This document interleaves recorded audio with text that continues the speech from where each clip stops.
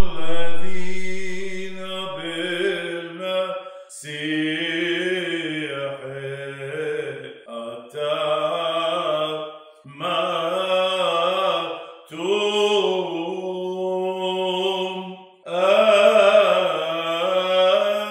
المسيح قد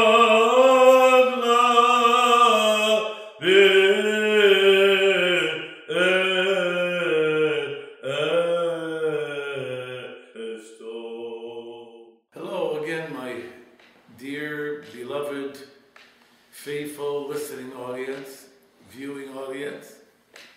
You have no idea how much fun we have making these YouTube. We really do. Besides, it gives us time together, which we often don't have. Well, now that I'm retired, you have too much of me. I like it. Did you start rearranging your kitchen or anything? No, I didn't rearrange anything yet. We're going to talk about a very delicate subject called infidelity.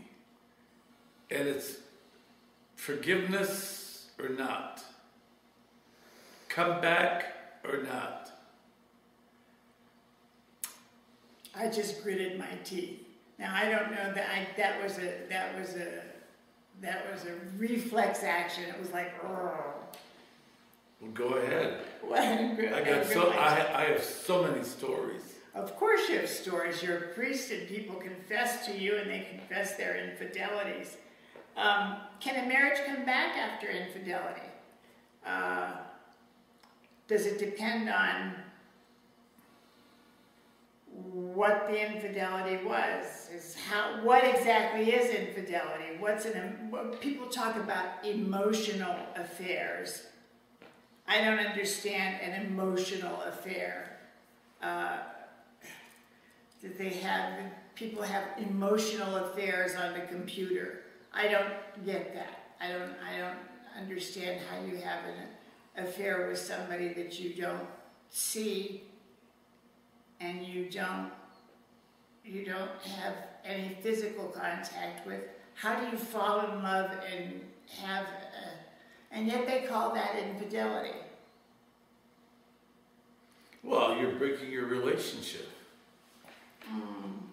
One of my questions would be, should a partner confess that he or she had, even if it's a one-time stray, do you tell your partner? No. Or do you go take confession and don't reveal that to your partner?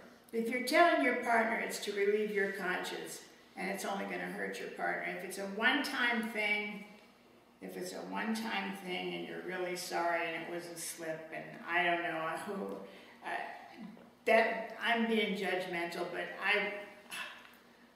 I don't think there's any reason for breaking that.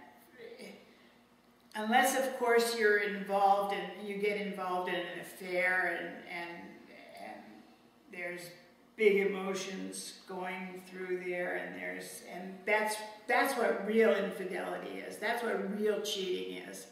Not that a one-night stand or a one-time thing isn't cheating too, but I would think it would be easier to forgive. I would think it would be easier to forgive than a long-standing affair where time and energy that you could be putting into your own relationship goes somewhere else. There's something wrong. There's something wrong with your relationship if there's infidelity going on. And the relationship itself needs fixed. Yes. It has to be looked at. So as a priest, if a parishioner comes to you and confesses infidelity to him, do you advise them to tell the spouse or not tell the spouse, or Never. is it dependent on the situation? Never. Not if they broke their relationship or it was a one-time thing, they came to confession to clear their conscience. They don't need to humiliate That doesn't mean that it's necessarily so forgivable, or that it's less of a sin, or if it's less of taking away from your partner. It's still not right, but it doesn't carry with it the weight of an ongoing affair. I mean, I've known men that have had multiple families, and I've had to help the family get through all this craziness. But we live in a time where self-gratification is so prominent in our society today that we think that if nobody knows, it's okay. And they don't know, too, that infidelity can also be a way that two people use each other. It's an escape. It's an escape from your relationship. And I don't think any good can come from it. And I try to tell, because I know that I have these young kids, before they get married, have a multiplicity of relationships. And I try to tell them, please, if you don't stop it, you're going to continue this after your marriage. You're getting married to be faithful to the one and only, and not, I mean, that St. Paul epistle that's read at the marriage feast speaks directly to the faithfulness of in that relationship. You love each other as your own body. It's a violation of trust. To be quite honest with you, I mean, and I want not to say this because it's not the correct thing to say, but I just don't know if I could be forgiving. I just don't know if I could be forgiving of an infidelity. I guess a lot would depend on the circumstances, but it would certainly take a yeoman's effort on my part. Well, you know, the Me Too movement talks a great deal, I saw yesterday in Oregon, the fight between the Me Too and He Too and whatever Too. It became physical. Yeah, it became spitting and physical. It was ugly. What advice would you have if a person suspects their spouse of infidelity? I think I think that the person, the emotional antennas are pretty acute. And if someone suspects that he or she is having an affair, they probably are. They probably are, and you gotta lay it on the line.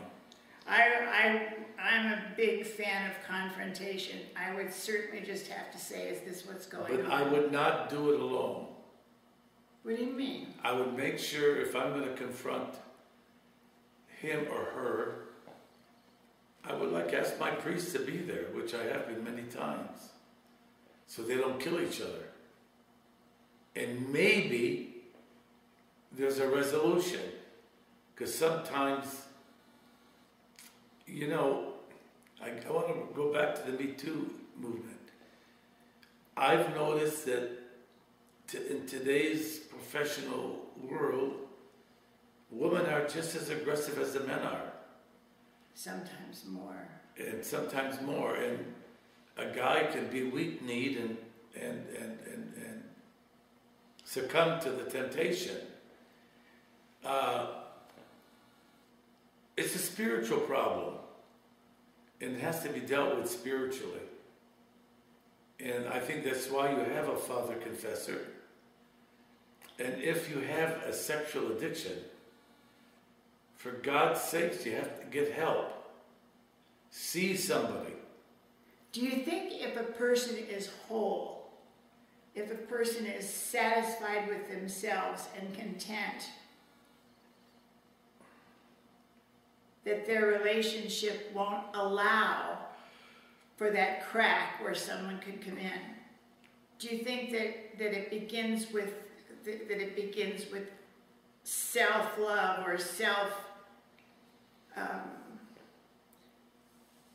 the way one feels about oneself?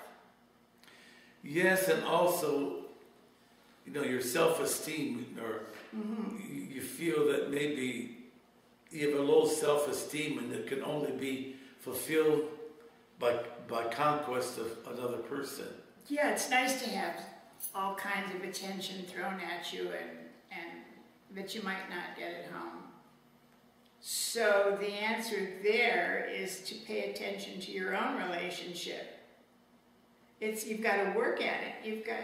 You've got to date. You have to court in a relationship you have. It's a courtship. It's a lifetime courtship. When I was in Montreal, and we used to have marriage renewal Sundays. And I think there should be times where couple go on retreats together. Right. I do think that church participation, even though it's in some places it's not so high, I think the fact when two people are praying together, you have a sense of consciousness and accountability. Accountability is good, yeah, that's a great word for that. But if you have no faith, no churchiness, no participation in community, that is the church, and you're just almost like a lump or protoplasm going through life, it's easy to get seduced, it's easy to fall. A person needs to know that there's a reaction to their action. And no matter what, the spouse always knows. There's something innate in the human psyche, because when someone is having an affair, they tend to pull away from their partner. One way or another. In one way or another, yeah. In one way or another. And I can't emphasize enough that I think that if you really suspect, now that you could be paranoid about it, but if you have a regular ongoing relationship that's been one way for a while, that's been steady and loving, and there's been togetherness, and togetherness, underscore. If you feel that something is taken away, something is missing, and you know it right away, I'm sure that most people who suspect that the spouse is having an affair or that the significant other is having an affair, I'm sure that they're right. What advice would you have after it's happened and the couple wants to stay together? How do you get beyond it? That's got to be really tough. It's a lot of work. It's something the couple have to work at. And there has to be room for forgiveness. Which is really hard. There has to be room in there for forgiveness. If it's not perpetuated, the couple can get over that hurdle. How do you restore trust after that, though? How do you restore the trust? It's a work in progress. And I think if you have a relationship with a priest, which you should have, that one goes to frequent confession to help stay on course. If you want to maintain your relationship and the relationship with your children. Because nothing breaks the back of those kids is when there's infidelity, clash, broken. And there then becomes a war between the kids.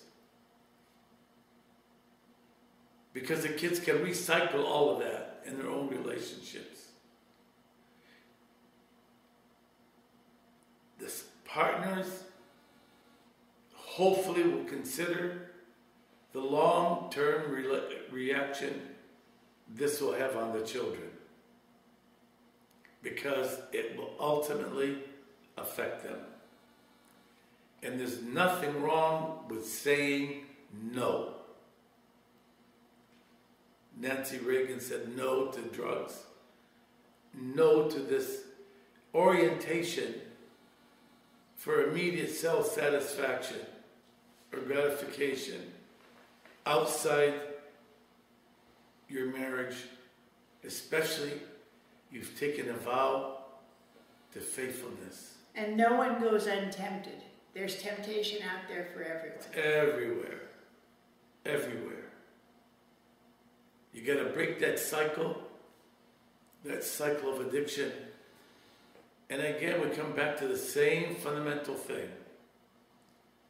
There's nothing like prayer, reading the scriptures, reorienting your mindset to the spiritual. Right. Because we're all going to be judged by God, one way or the other. Right. God bless you. Thank you.